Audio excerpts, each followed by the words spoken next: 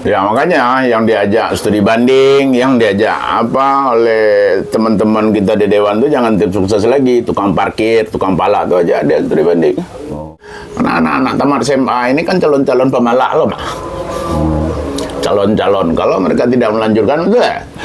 Dan tidak dibekali ya? Tidak dibekal. Oh, tata ruang. Nggak ada lagi bicara pelatihan-pelatihan itu. Oh. Orang Action, sekarang ya? berbicara, makanya Singapura itu kan dulu kena babi.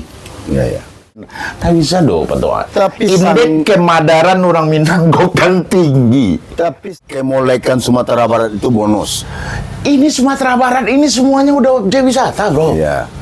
Dari sudut manapun nggak perlu lagi, kalau kamu melihat tidak perlu lagi objek wisata di Sumatera Barat. Kerasa dikit nggak ada itu. Nggak ada. Ah. Mau efisiensi, mau nggak. Kalau sebanyak apapun dana, tapi nilai-nilai budaya, nilai-nilai kearifan lokal Dan itu peradaban tidak menjadi kekuatan pariwisata Sumbar, bullshit gitu. Nggak ada di dunia jalan layang itu orang jualan yang menyangkut nyawa manusia. Wah, kerajo. Pariwisata itu ada estetika, ada etika di situ.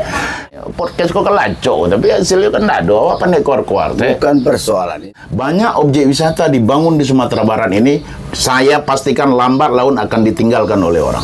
Misalnya, bro lihat di Jalan Panjang. Bus-bus, mobil-mobil mewah yang parkir di situ. Tapi di rest area Alan Panjang Kebun Teh itu kan plastik-plastik, toiletnya. Padang buat jadi itu bertahan pintu tuh, nggak masuk.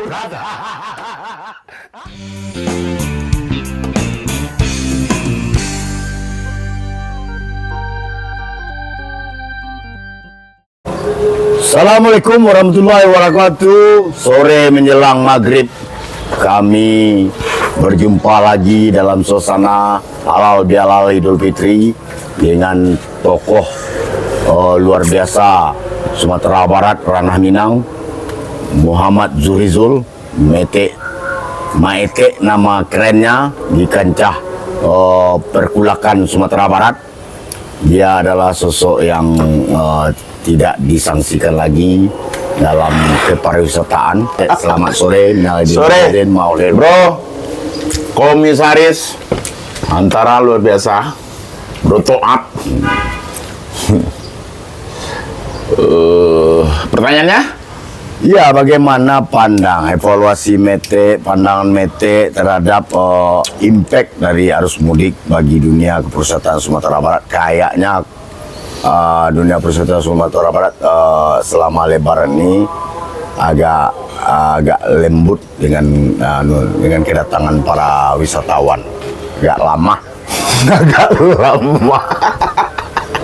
Dengan bahasa-bahasa klasik yang selalu muncul, parkir, tarif, segala macam. Tapi itu terserah lah. Bagi Mete, bagaimana sih potensi dan harapan kepariwisataan Sumatera Barat ini pasca Lebaran? Ya makanya yang diajak studi banding, yang diajak apa oleh teman-teman kita di Dewan tuh jangan tim sukses lagi, tukang parkir, tukang pala tuh aja ada studi banding. Oh. Nah, ikut pelatihan-pelatihan BIMTEK yang ikut pelatihan tim-tim anggota Dewan. Nah, terus kita marah-marah, nggak bisa berang-berang, waduh. Jadi pernah nggak mereka diedukasi tukang parkir itu? Pernah diajak BIMTEK nggak dia? Pernah nggak tukang-tukang pala itu diajak studi banding ke Bali? Ya, gue yang dibawa studi banding mah orang-orang Itu kan bumbu. Ya? Ketika sebuah destinasi ramai dikunjungi gitu. Ya. Bumbu itu. Supply and demand namanya itu kan. Ya. Ketika, Tapi katanya keras tadi. Ya keras itu juga. jangan ke arah situ Berjelas-jelas. langsung. Ya, berjelas-jelas. Ya berjelas-jelas. Badai teta, bajale Perlu perda perparkiran, perda apa namanya ketika libur panjang, weekend, destinasi harga parkir sekian naik. Bisa jadi kan? Nah, makanya Ambo menyampaikan dalam visi misi Gubernur Sumbar, kebetulan terlibat pariwisata ke depan itu Masih ada gubernur di dunia pariwisata. masih lah.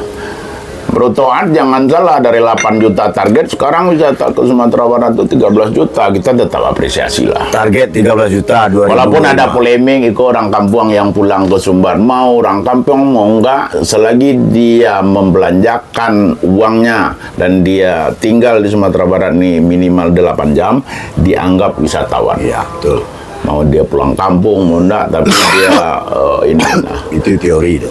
Ya, jadi pariwisata ke depan itu saya nyambung dengan apa yang Bro Toat podcast dengan Bro Wagub, itu menarik. Itu absolute interested. Nah, karena memang itu sesungguhnya yang menjadi masalah di Sumatera Barat dan Minangkabau, kita tidak mengedukasi dini. Ya. Jadi enggak apa-apa, 3 tahun lagi, 5 tahun lagi baru hospitality itu ada. Tapi mulai dari dunia pendidikan itu sudah mulai ditanamkan. Karena anak-anak tamat SMA ini kan calon-calon pemalak loh, Pak. Calon-calon, kalau mereka tidak melanjutkan, udah. Dan tidak dibekali ya. Enggak dibekali. Jadi pariwisata yang sesungguhnya itu yang disampaikan oleh Bro Wagub, bahwa dia tidak bicara pariwisata, dia bicara peradaban. Perilaku. Ya. Sementara kepala-kepala daerah itu kan masih mindset dia itu kan masih pariwisata itu identik dengan objek wisata, itu yang salah. Pariwisata identik ya buayan kalian, nah itu pariwisata tuh. Tapi merubah perilaku atau mindset atau apalah namanya peradaban itu kan butuh waktu. Itu dia di dunia pendidikan. Ya. Dunia pendidikan dan ketegasan regulasi. Jadi dalam RPJMD tadi terputus menunjang itu. Oh iya, dan itu yang lebih berwenang itu adalah bupati dan wali kota. Karena yang mengeluarkan izin objek wisata, yang mengeluarkan izin restoran, mengeluarkan izin dari hotel itu adalah wali kota dan bupati. Yang lebih berperan itu di pariwisata itu sebetulnya wali kota dan bupati. Jadi gini, bisa dia bikin standarisasi suatu objek wisata. Ini standarisasinya, toilet Anda harus begini. Itu dinas kesehatan nanti cek. Restorannya UMKM harus begini, harus ada daftar harga. Hospitality-nya harus begini. Kalau Anda melanggar, itu tertulis, dibikin edaran oleh wali kota bupati. Maka dibikin peringatan 1, peringatan 2. Kalau toiletnya masih kotor, peringatan 3. Kalau cabut izinnya. Sementara Itu sampai dia verifikasi kotor wali kota. dengan jajarannya. Oh iya, kan ada dinas Kesehatan, Ada dinas kesehatan. dinas tata ruang. Nah, ada lagi bicara pelatihan-pelatihan itu. Oh, Orang Action, sekarang ya? berbicara, makanya Singapura itu kan dulu kandang babi. ya. Bro, kandang babi. Masyarakat Singapura itu termasuk masyarakat paling kotor dulu. Itu peternakan babi Singapura tuh. Datang Lee Kuan Yew, dia bikin peraturan, siapapun yang melanggar sanksi. Maka dikenallah Singapura itu peradabannya menjadi negara fine city. Nah, itu fine city itu negara denda, siapapun melanggar denda. Tak bisa dong, Pak Toa. Tapi indeks kemadaran orang Minang kan tinggi. Tapi sanggupkah seorang Wagub menggugah kotak Pandora yang telah berkarat itu? Saya ada yang pro kontra dengan apa yang dilakukan oleh Gubernur Jawa Barat. Saya sebagian besar setuju dengan Itu apa gubernur. Maksudnya apa? Gubernur proaktif berkolaborasi dengan bupati, kolaborasi dengan wali kota, ya. Dia dorong wali kota, bupati dan gubernur pun berkolaborasi dengan kementerian. Itu sesungguhnya akan bisa merubah. Ya, seorang Pasko kan tidak gubernur. Yang kita sampaikan sekarang gubernur, termasuk gubernur Mayadi. Bisa dia kok? Jadi tidak ada lagi yang jalan sendiri-sendiri. Bisa wali kotanya yang proaktif ke gubernur, bisa bupatinya yang proaktif, bisa gubernurnya yang proaktif dengan wali kota. Lagi yang mengguguh hebat pariwisata Sumbar itu harus dengan kolaborasi kepala daerah. Kolaborasi. Kalau tidak, pariwisata ini akan terjebak dalam stunting. Ya. Gandeng PHRI untuk standarisasi restoran, PHRI ya, gandeng IATA untuk standarisasi safety prosedur di pantai-pantai. Kemarin 12 orang itu Anyu Deno di Tiko. Karena dari dulu Ambula menyampaikan setiap pantai itu harus ada sertifikasi K3 minimal 1 orang. Itu yang tidak ada. Jadi pariwisata ke depan itu pariwisata berbasiskan standarisasi usaha wisata, Jadi siapa yang tidak standar usaha wisatanya ditutup dulu sementara. Nggak perlu ribut-ribut lagi dengan masyarakat. Udah tutup. Tutup aja dulu. Sementara. Ya. Sampai dia benahi toiletnya, dia benahi menunya, dia benahi yang lain-lainnya sesuai standar. Yang kedua, pariwisata berbasiskan sertifikasi pelaku usaha. Sekarang ada nggak tuh? Yang ada kan bintek-bintek di hotel. Bintek-bintek di hotel itu kan yang datang tak sia-sia. Nggak cemen lagi ya? Datang tim sukses yang datang. Kadang majelis taklim nggak ada. Makanya sakit Sumatera Barat itu.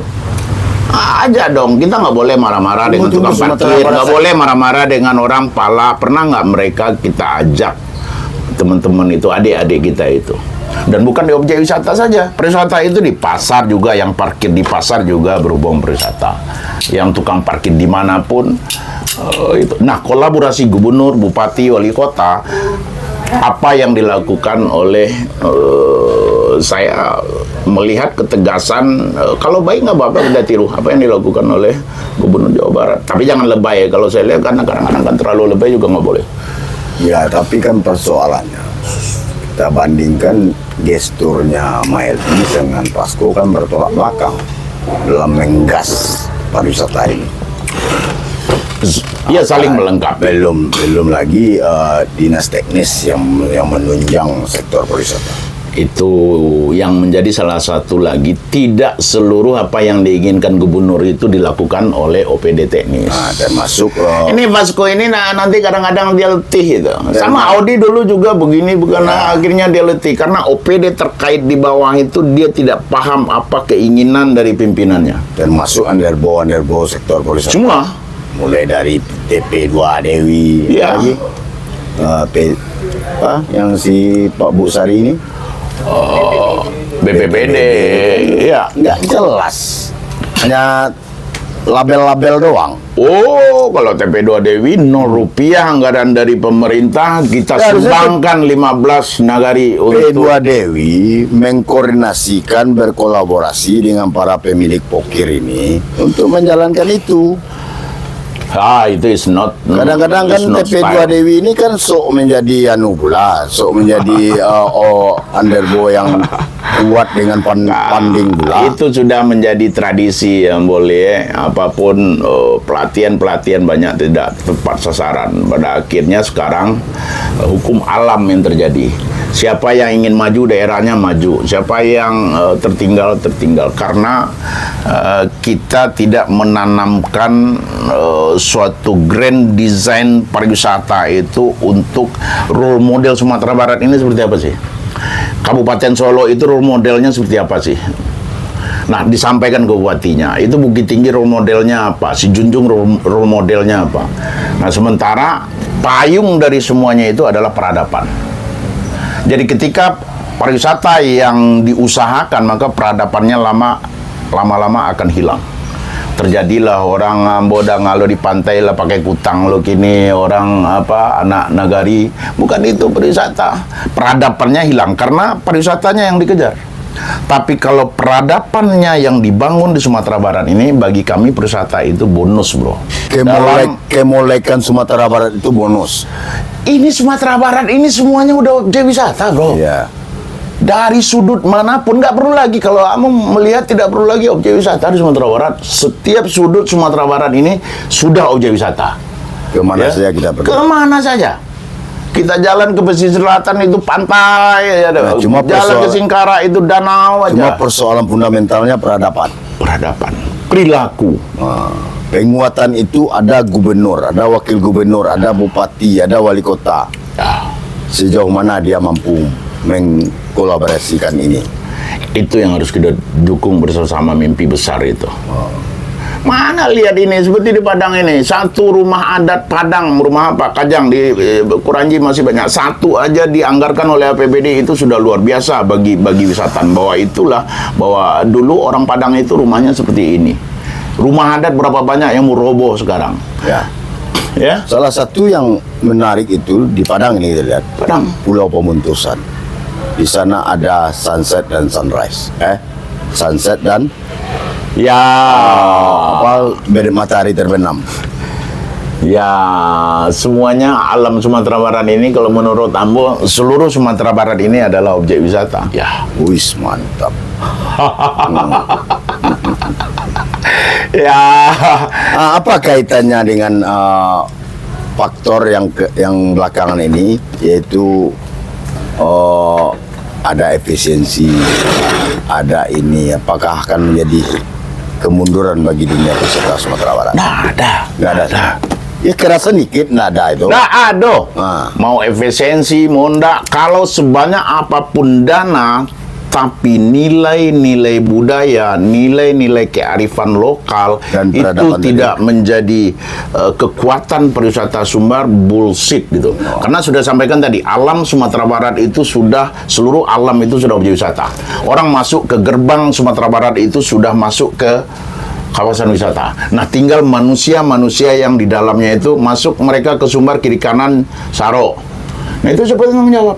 Orang melihat, oh ternyata Sumatera Barat itu nagari sampah, ya, bangkai-bangkai PKL. Terus di Kelok 99 saya sudah dari Kelok 9, Kelok 99, iya 4 tahun yang lalu, ya, nggak ada. Itu sudah menyangkut nyawa manusia. Nggak ada di dunia jalan layang itu orang jualan. Ya, menyangkut nyawa manusia. Itu Akrajo. Itu kan keunikan. Pol PP itu Akrajo. Ya keunikan lokal. Bukan unik itu. Itu budaya. Pariwisata itu ada estetika, ada etika di situ.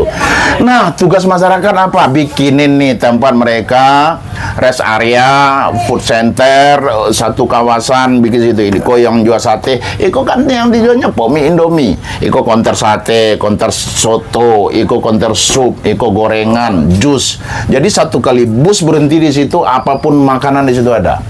Ya. Nah, ini mereka bikin tonggak-tonggak sampah dibuang di flyover Kelok 9. Terus pemerintahnya itu di mana? Dia digaji oleh negara, diberikan fasilitas, diberikan ajudan, diberikan TNI, diberikan Pol PP, diberikan polisi, tidak bisa menggerakkan, menertibkan. Itu kan aneh. Untuk apa pemerintah? Ya, kalau mau berjelas-jelas tentang peradaban itu nggak bisa, bro. Keinginan dari penguasa itu tetap, nah, kolaborasi dengan kabupaten kota. Kini kan awak bicara itu kewenangan provinsi, oh itu nak kewenangan kabupaten kota ada. Nah, muncullah kolaborasi. Apa yang dilakukan oleh saya Deddy Mulyadi itu, saya melihat dia kolaborasi dengan bupati, ya. Dia ajak menteri, begitu membangun Sumbar itu ke depan. Nah, habis podcast ini, Pol PP mulai tertibkan ini. Podcast kok kelaco, tapi hasilnya kan tidak ada. Apa nih keluar-keluar? Bukan persoalan itu. Ini perlu karena mindset itu terhadap peradaban maupun memang lemah. Bro, tahu nggak? Masyarakat Harus sengaja dibuat buang dari- sampah tepi jalan di Sumatera Barat ini. Itu peradaban apa yang dibuat oleh? Kan tepi jalan ya buangan Saro. Painya pegawai negeri. Ya pakai baju pegawai negeri, berhentinya lembe-lembean otonya, buang Saro tepi jalan. Ya. Nah, itu yang harus dibangun di Sumatera Barat itu. Kalau objek wisata nggak perlu lagi objek wisata. Banyak objek wisata dibangun di Sumatera Barat ini, saya pastikan lambat laun akan ditinggalkan oleh orang. Kita lihat beberapa sekarang. Orang nggak bicara objek wisata lagi. Orang berbicara tentang dia menikmati pasar Padang seperti pasar Padang. Mungkin nggak pasar Padang itu ada food night market di situ. Dia bisa kuliner di situ. Karena di pondok parkir pun kita susah untuk kuliner di pondok. Ya. Ya kenapa tidak di Padang Padang di pasar Padang itu orang pasar raya itu orang bisa macam-macam kuliner ada di situ. Tapi mindset kepala daerah ini masih mindset pariwisata itu adalah objek wisata, bukan membangun budaya, membangun peradaban, membangun sikap bangga bahwa kampung saya ini menjadi kota terbersih gitu. Bahwa tidak ada kota kami sudah memulai mengelola sampah sendiri gitu. Ya, tidak ada lagi kita melihat sampah kiri kanan. PKL tidak kami usir, PKL tidak kami zolimi, tapi PKL ini kami buatkan satu tempat. Nah, seperti di Alan Panjang misalnya, bro, lihat di Alan Panjang, bus-bus, mobil-mobil mewah yang parkir di situ. Tapi di rest area Alan Panjang Kebun Teh itu kan plastik-plastik, toiletnya ada buat jadi itu bertahan pintu tuh, nggak masuk berada. Ciri batahan pintu toiletnya, itulah keadaan kita. Medis benar. Nah, bikinkan rest area di situ. Nah, itu di sanalah perannya pemerintahan itu hadir. Itu dia. Tugas pemerintah cuma accessibility, amenity, dua itu aja. Iya, accessibility, amenity. Daya tarik Tuhan yang bikin. Ya. Daya tarik Tuhan yang bikin. Nah, SDM 4 pilar pariwisata itu accessibility, jalan. Yang kedua itu amenity, fasilitas. Termasuk rest area di situ. Yes. Hah? Ini untuk rest area nggak ada lagi ke depannya lah. Kalau bisa bus wisata itu berhenti di rest area, dia mau makan sate, ada mau makan sup, ada mau makan macam-macam kuliner, karena kuliner bagian dari pariwisata. Amenity, atraksi itu pelaku pariwisata. Ya. Nah, SDM ini juga peran dari Dinas Pendidikan. Sedikit bro, 2013 Ambo mewakili Indonesia untuk Forum East Asia Latin Amerika, FEALAC Forum. Nah, di situ ada Pak IG Ardika, ada almarhum Mas Doto ya, yang dari Jogja. Nah, di situ kami membahas tentang tourism sustainability, tourism ethic di situ. Bahwa pariwisata itu tourism is feel. Jadi orang berbicara pariwisata itu rasa. Rasa. Ya. Orang berwisata itu sudah mulai dia turun dari pesawat. Ya. Apa perilaku orang di luar bandara. Nah, Vasco sekarang dia suruh tukang angkat itu pakai data bagus. Ya. Terus dia keluar dari bandara, dia lihat kiri kanan jalan. Ini selemak peak, enggak trotoar, masih ada selemak peak. Aturan 3 hari menjadi besok kita pulang. Terus dia jalan lagi ke hotel, dia lihat bangunan-bangunannya, ada bagonjong-bagonjong banyak nggak? Sekarang bagonjong, Vasco sudah mulai ini kan suruh pakai gonjong. Itu kita dukung hal-hal yang begitu. Saya melihat cerah Sumatera Barat kalau konsisten, dan beliau ini didukung oleh kepala-kepala dinas. Ya, jangan ada lagi kepala-kepala dinas itu yang bisik ini dia jadi kepala, nggak ada lagi, objektif pilih siapapun yang akan membangun Sumatera Barat. Nah, sampai di hotel dilihat lagi perilaku dari orang hotelnya. Ya, ramah nggak? Sampai di objek wisata dilihat lagi orangnya ramah, budayanya ada nggak? Itu sesungguhnya pariwisata karena dia bercerita mulai dari dia mendarat. Ada storytelling, ada experience pengalaman dia tentang suatu daerah. Dan itu menjadi auto endorse. Ya, Brona pergi ke mulai dari bandara kan melihat perilaku orang kan. Kita pergi ke luar negeri ke Korea, mulai dari bandara udah kita lihat ini orangnya gimana karakternya. Itu pariwisata yang sesungguhnya. Ada cerita dari perjalanan orang.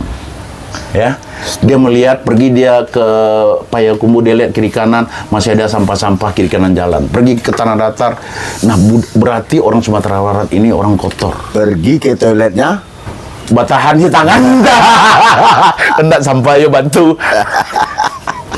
Nah, orang menilai peradaban itu. Nah, sekarang saya senang sekali, kita masih punya harapan sekarang ada Pak Maheldi dulu memang kabupaten kota, bupati wali kota kurang mendukung, itu tidak bisa kita pungkiri bro.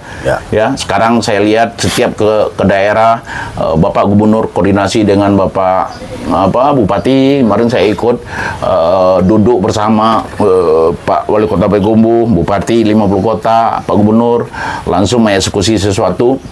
Nah, itu bagus untuk Sumatera Barat. Sudahlah bertengkar-tengkar itu, kita bukan peradaban Minang. Orang Minang itu basilang kayu ditungku, mako api kayu duit. Nah, Iko yang harus dibangun ke depan, dan harapan pariwisata Sumbar masih ada. Nggak ada daerah. Oke, Mete, kita akhiri podcast di Ngopi Toat dan Top 100 Channel ini bersama Muhammad Zurizul, tokoh sentral di balik kemajuan pariwisata Sumatera Barat. Nah, jelas lepaskan ego jabatan, mau gubernur, mau wali kota, mau bupati atau segala macamnya. Ayo duduk bersama dan action. Ya, dan bikinlah event-event wisata, bukan orang kampung banyak datang, tapi hotel-hotel di Sumatera Barat ini penuh. Itu ukuran event wisata hebat atau tidak. Bukan orang kampung banyak datang, tapi penuh enggak hotel di seluruh Sumatera Barat kalau Dinas Pariwisata bikin event wisata. Ya. Satu lagi, efisiensi anggaran nonsen untuk meng-downgrade pariwisata Sumatera Barat. Oke, billahi taufik hidayah. Assalamualaikum warahmatullahi wabarakatuh. Waalaikumsalam. Maulid batin.